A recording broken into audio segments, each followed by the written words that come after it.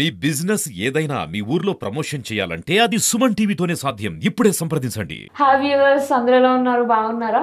ఇవాళ నాతో ఒక ఇంట్రెస్టింగ్ పర్సన్ ఉన్నారు. ఆయన బెంగళూరులో ఉన్న తెలుగు వాళ్ళందరికీ బాగా తెలుసు అనమాట. ఇన్స్టాగ్రామ్ ద్వారా చాలా మంది పరిచయం అయ్యారు. మన తెలుగోడు, మన చిత్తూరోడు, అలాగే బెంగళూరోడు. సో ఇవాళ మనం బెంగళూరోడు ఇన్స్టా పేజ్ అడ్మిన్ కలుస్తున్నాం అనమాట, సుధీర్ గారు. సో ఆయన కలిసి అసలు ఆ పేజ్ అంత ఫేమస్ అవ్వడానికి రీజన్ ఏంటో నేను తెలుసుకొని మీ అందరికీ చెప్పి మనం కూడా ఫాలో అయిపోదాం. హాయ్ సుధీర్ గారు. హలో అండి, ఎలా ఉన్నారు? చాలా బాగున్నానండి.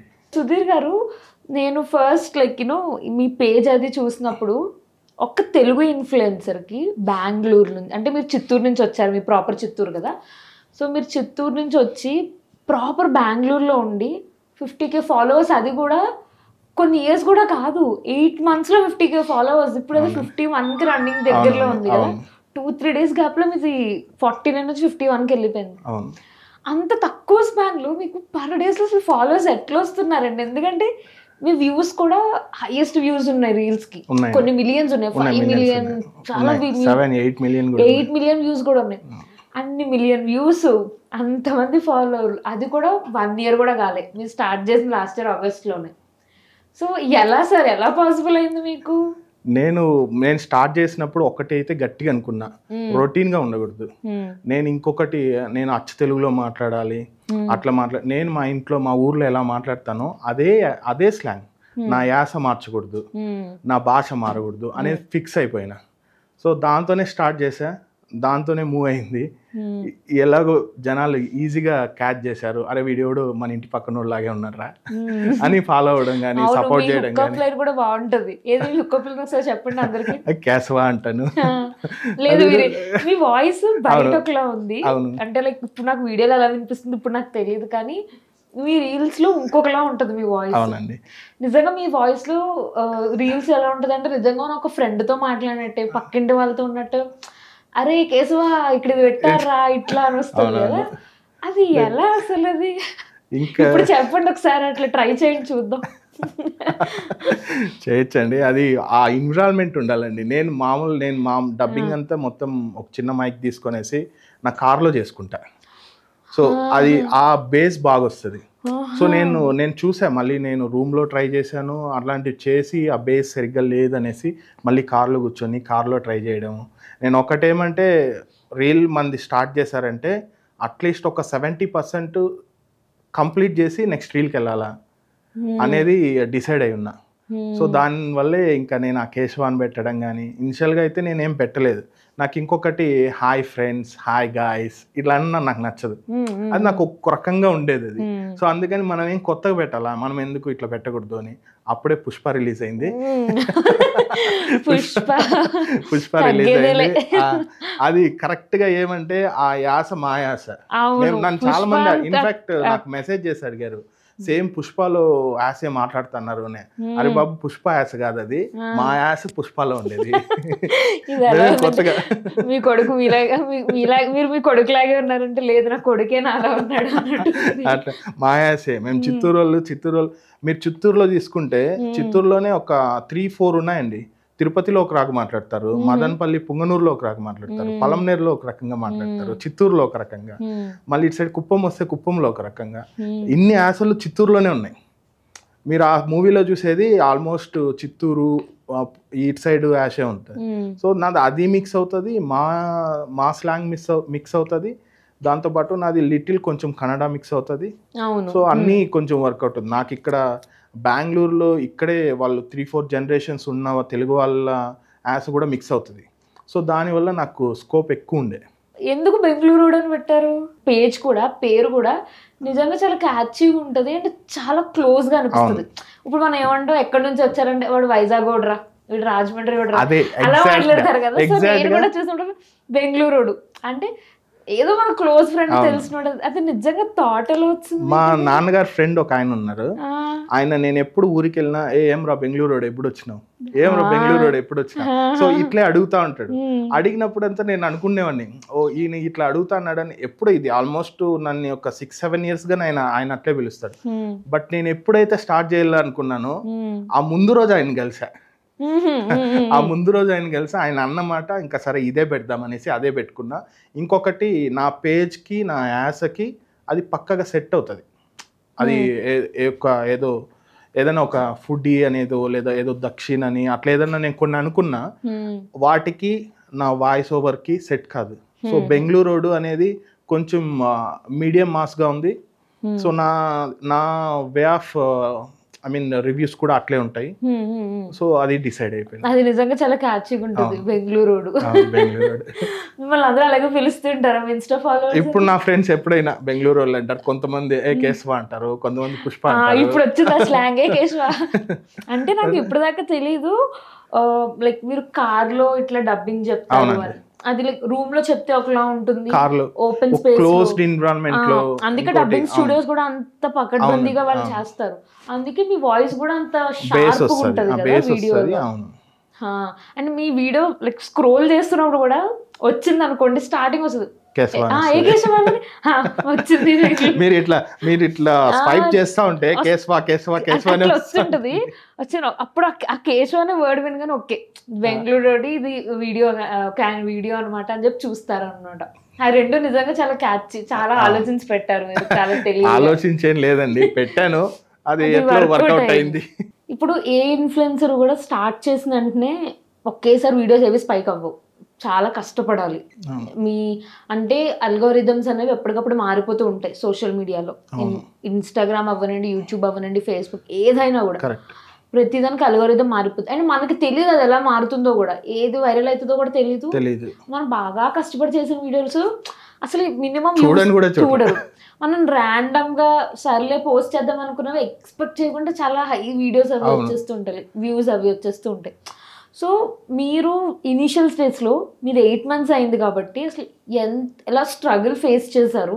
లైక్ ఏమైనా స్ట్రగుల్స్ ఉన్నాయా అసలు, ఏంటి ఏమైనా అట్లా చేశారా? స్ట్రగుల్స్ అంటే ఏమంటే మనం చేసిన వర్క్లో అంత సాటిస్ఫాక్షన్గా ఫీల్ కాని ఉన్నాయి. అంటే స్ట్రగుల్స్ పెద్దగా స్ట్రగుల్స్ ఏం లేవండి. ఎందుకంటే మనమేమి దీనికోసమే మన పర్సనల్ లైఫ్ని అంతా తోసేసి మనం దీంతో దిగి ఏం చేయట్లే. సో అంత స్ట్రగుల్స్ ఏం లేవు.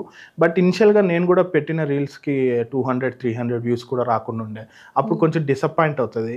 అరే ఇంత కష్టపడిపోయినామే, తిరిగినామే, ఈరోజు హాఫ్ డే పోయిందే మనకి, మళ్ళీ కొంతమంది కూడా చూడలేదే, చూసింటే బాగుంది అట్లా అనిపిస్తుంది. సో ఇట్లా ఎవరైనా వీడు రీళ్లు పెడతాడు, వీడు చేస్తాడు, కానీ వీనికి వ్యూస్ రాలేదు అట్లేమన్నా అనుకుంటారనేసి నన్ను నేను చూపించుకోలేదు చాలా వీడియోలో. అంటే ఇనిషియల్గా ఈవెన్ నాకు ఇప్పుడు 50K వచ్చినా కూడా నేను ఎక్కడ తక్కువ కనిపిస్తాను, చాలా తక్కువ కనిపిస్తాను, అట్లా ఉండేవి. కానీ కొన్ని మీరు చెప్పినట్టు అరే దీంతో ఈ వీడియో పెట్టామంటే ఖచ్చితంగా 1 million కొడతాదేమో అని ఎక్స్పెక్టేషన్స్తో పెట్టి బొక్కబోలలు పడిండేవి. తర్వాత అస్సలు అటు సైడ్ రోడ్లో పోతా ఇదేదో భలే ఉంది అనేసి బండి తిప్పుకొని పోయి చేసిండే వీడియోలు మిలియన్లు కొట్టినాయి. అట్లా బాగున్నాయి. కానీ నాకు బాగా నన్ను రికగ్నైజ్ చేసిన వీడియో అయితే కేర్పురం ITIలో ఒక కేక్ ఉంది, హనీ కేక్ అనేసి. సో అక్కడ కొంచెం డిఫరెంట్గా చేస్తారు దాన్ని, లేడీస్ శివశక్తి బేకరీ అనేసి నేను కూడా విన్నాను. బాగుంటది అక్కడ హనీ కేక్, నేను రివ్యూస్ చూసాను.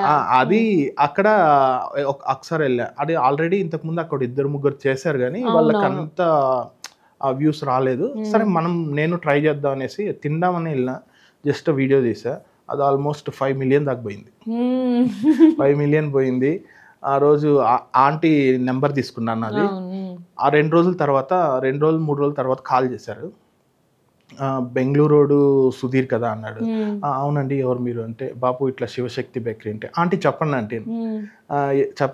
అంటే ఎంత పని చేసినావు నాన్న అనింది. అరే ఏం తప్పు జరిగినట్టుంది, ఆ వీడియో బాగా పోతా ఉంది, వైరల్ అవుతుంది, ఇట్లాంటి టైంలో డిలీట్ చేయమంటారేమో అని టెన్షన్ పడ్డా. ఏమైందంటే 2 రోజుల నుంచి కాళ్ళు చేతులు పడిపోయినాయి నాయన, అంత మంది వస్తా అన్నారు ఈ వీడియో ఇది చూసి. ప్రతి ఒక్కరు చూస్తున్నారు. నేను కూడా వీడియోలో చూస్తుంటాను, అయితే నాకు అంత ఐడియా లేదు. బట్ అప్పట్లో అది నిజంగా ఒక టైంలో ఆ హనీ కేక్ చాలా ఫేమస్ అయింది.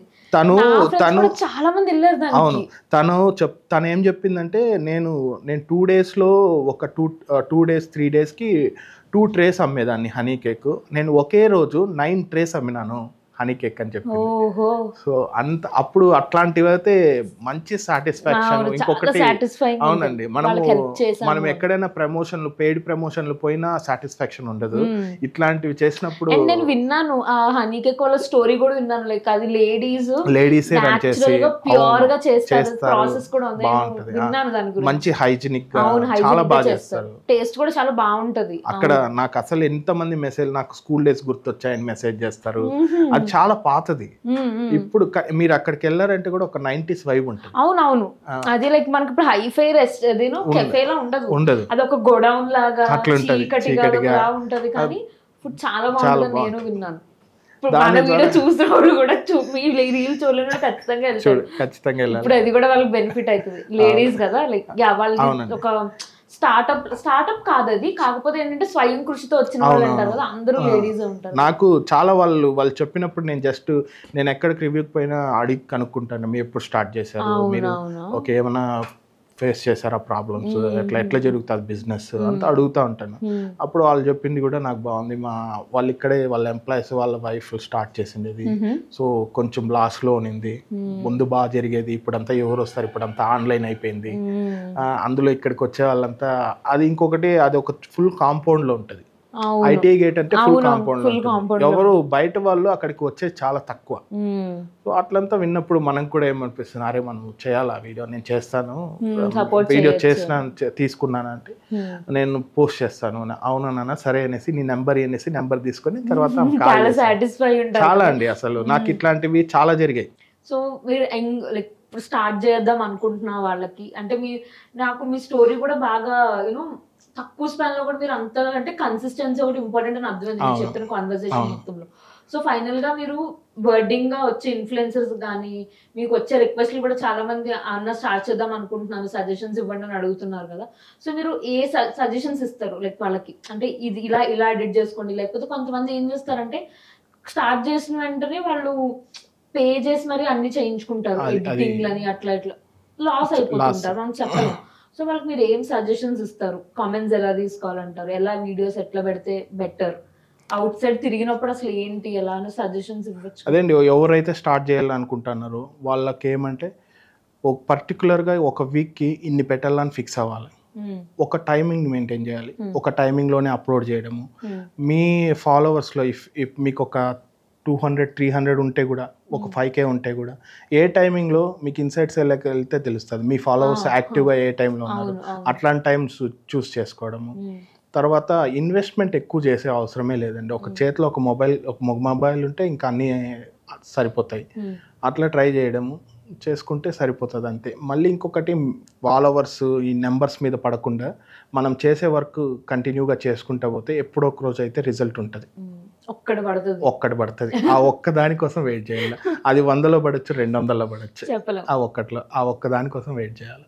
సో ఏదైనా సరే కన్సిస్టెంట్ గా చేసి సేఫ్ గా కన్సిస్టెంట్ గా చేసుకోండి. మనం అనుకున్నట్టు ఇన్స్టాగ్రామ్ అమౌంట్ పే చేయదు.